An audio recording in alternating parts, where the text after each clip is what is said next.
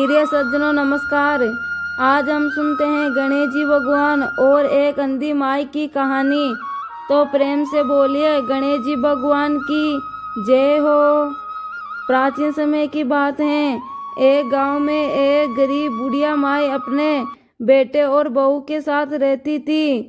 बुढ़िया आंखों से अंधी थी। वो गणेश जी भगवान की परम भगत थी।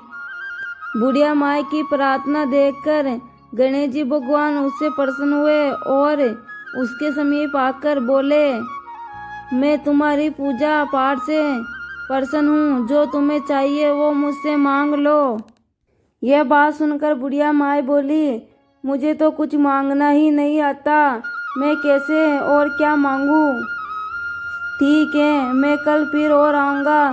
तू अपने बेटे बहू और अपने पड़ोसियों से पूछ लेना। ऐसा कहकर गणेश जी भगवान वहाँ से अंतर्ध्यान हो जाते हैं। अगले दिन बुढ़िया अपने बेटे से पूछी कि बेटा, कल रात गणेश जी भगवान आए थे और बोले कि तू मेरे से कोई एक वरदान मांग ले। तो बेटे ने कहा, तू अपने लिए धन दौलत मांग ले। फिर अपनी बहू से पूछा तो बहू ने कहा, लिए पोता मांग ले।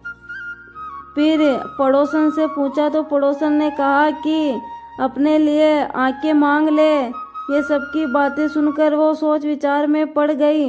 अगले दिन जब रात हुई, गणेश जी भगवान आए और कहे, बुढ़िया माई क्या वरदान मांगना चाहती हैं?